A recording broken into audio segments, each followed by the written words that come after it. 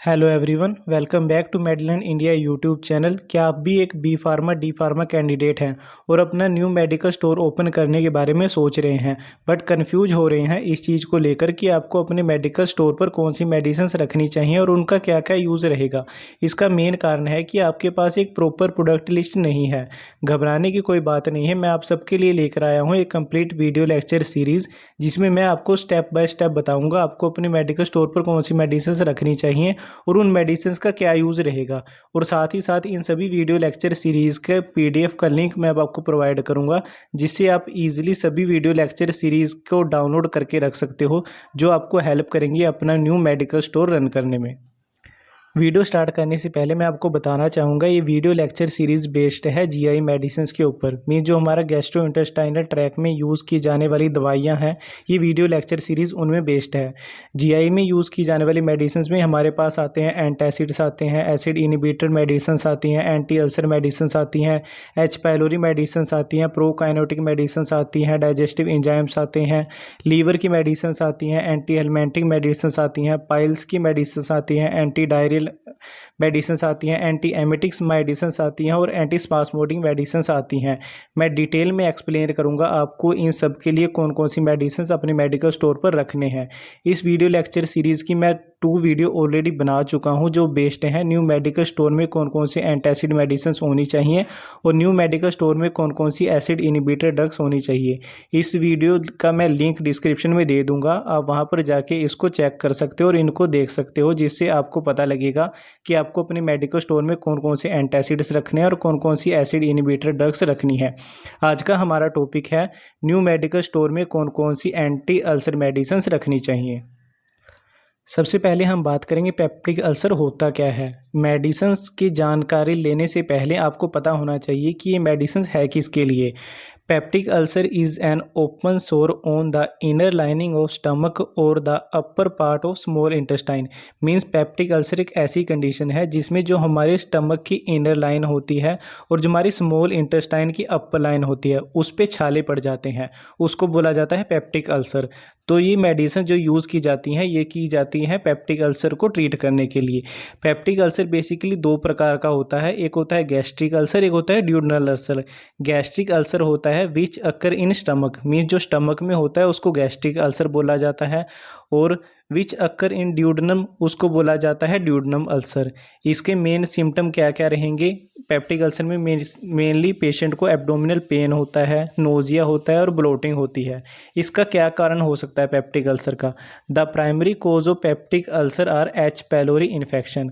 हमारे स्टमक में एक इन्फेक्शन हो जाता है जिसको बोला जाता है एच पाइलोरी इन्फेक्शन। ये बेसिकली एक बैक्टीरिया होता है जिसकी वजह से पेप्टिक अल्सर होता है।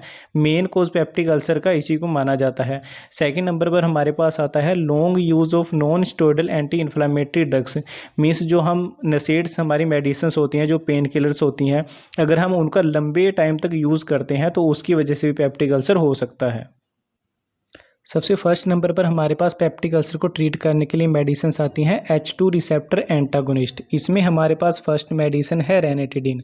रेनिटिडिन बेसिकली टैबलेट और इंजेक्शन फॉर्म में आती है। टैबलेट की ये 150 और 300 mg की स्ट्रेंथ रहती है और इंजेक्शन में स्ट्रेंथ रहती है 50 mg पर 2 ml के हिसाब से। इसको लीफोर्ड मैन्युफैक्चर करती है रेक्टिवा 150 mg और 300 mg के नाम से। जेबी केमिकल्स इसको मैन्युफैक्चर करती है रेंटेक 150 और 300 mg के नाम से। कैडला फार्मास्यूटिकल इसको मैन्युफैक्चर करती है एसिलोक 150 और 300 mg के नाम से। टोरेंट फार्मास्यूटिकल प्राइवेट लिमिटेड इसको मैन्युफैक्चर करती है रेनिटिडीन 150 mg और 30 mg के नाम से। जेबी केमिकल्स इसका इंजेक्शन भी बनाती है जो आता है रेंटेक 50 mg पर 2 ml के हिसाब से। आपको अपने एरिया की डिमांड के अकॉर्डिंग इन सभी मेडिसिन्स में से जो भी आपके एरिया में जिस भी कंपनी की डिमांड ज़्यादा होती है आपको उसके अकॉर्डिंग ही अपनी मेडिसिन्स को स्टॉक रखना है अपने मेडिकल स्टोर पे। अगर आपके एरिया में लीफोर्ड की डिमांड ज़्यादा है तो लीफोर्ड की रखिए, अगर जेबी केमिकल्स की ज़्यादा है तो जेबी केमिकल्स की रखिए, अगर कैडला की डिमांड ज़्यादा है तो कैडला की रखिए, अगर टोरेंट की डिमांड ज़्यादा है तो टोरेंट के प्रोडक्ट रखिए। रेनिटिडिन का बेसिकली यूज़ किया जाता है पेप्टिक अल्सर और एसिडिटी में किया जाता है। इसके अलावा रेनिटिडीन का अदर यूज़ भी आप कर सकते हो, जैसे जीआरडी के केस में, नशेड रिलेटेड गैस्ट्रिक इंजरी के केस में और स्ट्रेस रिलेटेड हाइपर एसिडिटी में भी रेनिटिडीन का यूज़ किया जा सकता है। H2 रिसेप्टर एंटागोनिस्ट में हमारे पास सेकंड नंबर पर मेडिसिन आती है फेमोटिडीन। फेमोटिडीन बेसिकली टैबलेट और इंजेक्शन दो फॉर्म में अवेलेबल होती है। टैबलेट में 20 mg 40 mg की स्ट्रेंथ रहती है, इंजेक्शन में 20 mg पर ml की स्ट्रेंथ रहती है। इसको सन फार्मा मैन्युफैक्चर करती है फेमोसिड 20 और फेमोसिड 40 के नाम से। एबोट इसको मैन्युफैक्चर करती है फेमटेक 40 के mg के नाम से, और टोरेंट फार्मास्यूटिकल इसको मैन्युफैक्चर करती है टॉपसिड 20 और 40 mg के नाम से। सन फार्मा इसका इंजेक्शन भी बनाती है जो आता है फेमोसिड 20 mg पर ml के हिसाब से।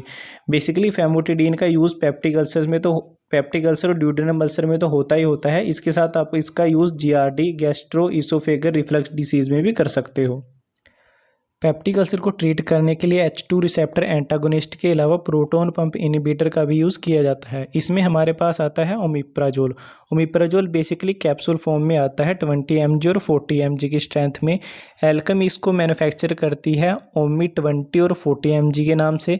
सिप्ला इसको मैन्युफैक्चर करती है ओमीसिप 20 mg और 40 mg के नाम से। डॉक्टर रेड्डी इसको मैन्युफैक्चर करती है ओमेज 20 mg और 40 mg के नाम से। जाइडस कैडिला इसको मैन्युफैक्चर करती है ओसी 20 mg और 40 mg के नाम से। ऐसे ही लीफोर्ड इसको मैन्युफैक्चर करती है ओमीफोल 20 mg और 40 mg के नाम से।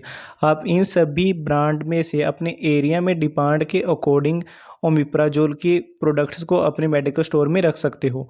ओमिप्राजोल का यूज़ भी basically peptic ulcer, duodenum ulcer को ट्रीट करने के लिए तो होता ही है, साथ ही साथ इसका यूज़ जीआरडी में जोलिंजर एलिसन सिंड्रोम में भी किया जाता है।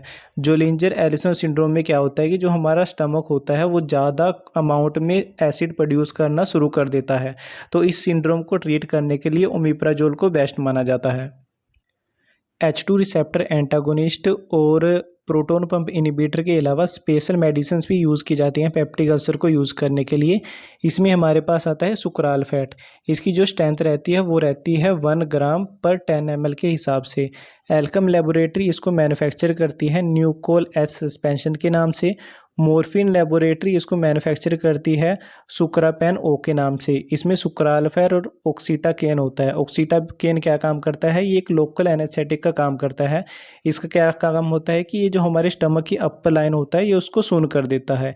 ऐसे ही जो नोल फार्मास्यूटिकल है वो इसको मैन्युफैक्चर करती है सुकनोल ओ के नाम से। इसमें भी सुक्रालफैट और ऑक्सीटाजिन प्रेजेंट होता है। और स्टार सैनबर्ग इसको मैन्युफैक्चर करती है सुक्राल सस्पेंशन के नाम से। सुक्राल फैट का बेसिकली यूज़ किया जाता है पेप्टिक अल्सर में और ड्यूडेनम अल्सर में। पेप्टिक अल्सर को ट्रीट करने के लिए कोलाइडल बिस्मुथ सबस्ट्रेट का भी यूज़ किया जाता है। ये सिरप और टैबलेट फॉर्म में अवेलेबल होता है। टोर्क फार्मास्यूटिकल प्राइवेट लिमिटेड इसको मैन्युफैक्चर करती है स्टमक फिट के नाम से। ओलिम्पस लाइफ साइंस इसको मैन्युफैक्चर करती है ओलिपिक के नाम से। ये तो थी सिरप और टैबलेट की बात। इसके अलावा इनविग फार्मास्यूटिकल इसको मैन्युफैक्चर करती है बिस्विग के नाम से। इनग्राम बायोसाइंस प्राइवेट लिमिटेड इसको मैन्युफैक्चर करती है 20 ग्राम से। कोलाइडल बिस्मुथ सबस्ट्रेट का बेसिकली यूज़ पेप्टिक अल्सर और ड्यूडेनम अल्सर में ही किया जाता है।